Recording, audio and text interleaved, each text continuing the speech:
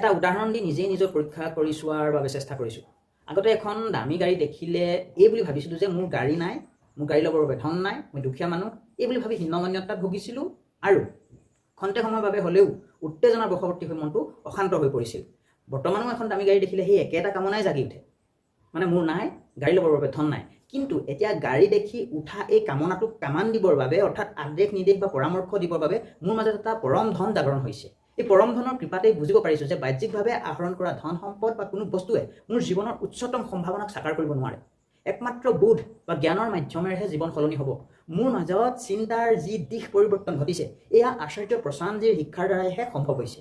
এইটোৱেই প্ৰশান্তজীক পোৱাৰ পাছত মোৰ জীৱনত ঘটিত হোৱা মূল পৰিৱৰ্তন। আৰু আছে ধৰক মই নিজে নিৰামিষভোজী হৈছোঁ আৰু প্ৰাণীহিংসাৰ প্ৰতি লক্ষ্য ৰাখি গাখীৰেদি বনোৱা যিকোনো খাদ্যবস্তু পৰ্যন্ত বৰ্জন কৰিছোঁ।